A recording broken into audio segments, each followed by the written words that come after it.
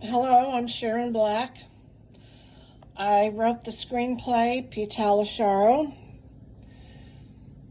and there is his painting that was done in Washington, D.C. in 1822. And I'm showing you a little bit about him and his life, and the reason I wrote a screenplay about him. I bought all these books, ordered all these books to read about him. Just any little snippet of information I could find to put the pieces together about his life. And I found him because I had co-wrote a movie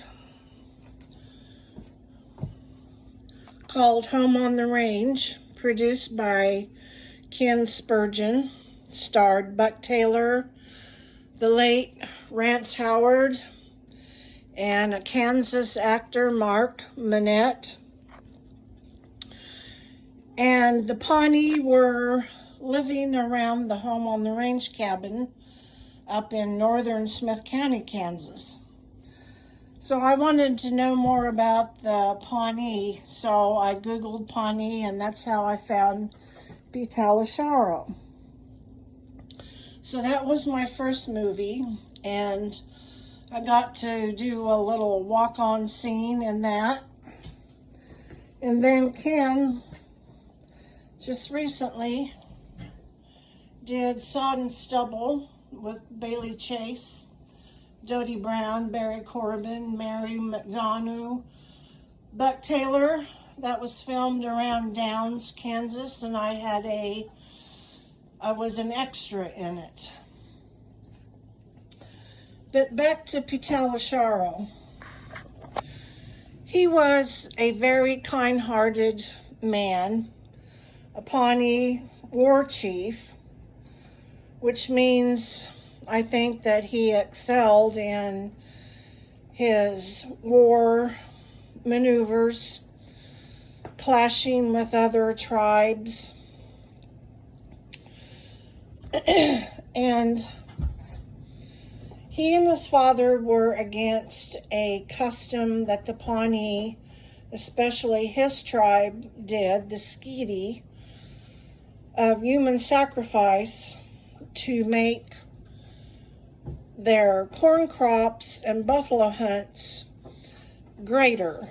So they would kidnap a girl or a boy and sacrifice them and spill their blood, and that's how they thought they would get greater blessings in their village.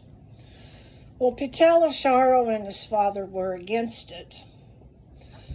So the other Skitty Pawnees kidnapped a girl from down in southern Kansas or western Kansas. She was a Comanche.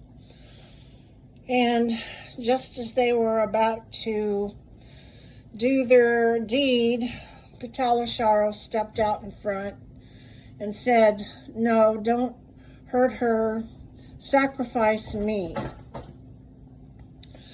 Well, the Indian tribe couldn't go against a chief, especially the father of the tribe, and they all just kind of dispersed. Well, he even took the girl back to her tribe and just turned around and came back home for his own safety. Well, word of that spread finally got to Washington, D.C. And some little girls in a school there heard about it, and they were just so enamored over Pitalasharo that all they could talk about was him and his kind deed of saving one girl.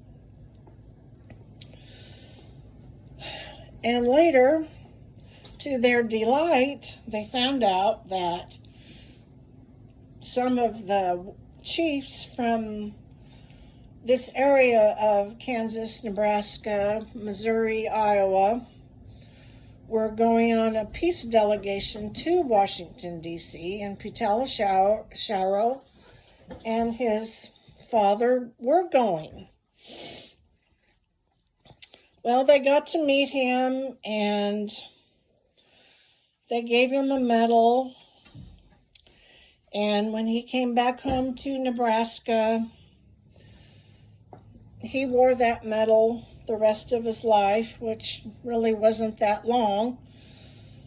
And it was dug up by a farmer. He gave it to his niece, and she possessed it up until she was an adult, until she donated it to the Lincoln, Nebraska Historical Society. So it's a very interesting and coincidental story that the girl who gave him the medal was named Mary. The girl who was given the medal after it was dug up, her name was Mary. So as they say, all's well that ends well. And I think I have put together his life with the correct facts, because there's a lot of people in Nebraska that really don't know his life story totally. So thank you for listening, and I hope you will consider my screenplay, which is now called The Last Sacrifice.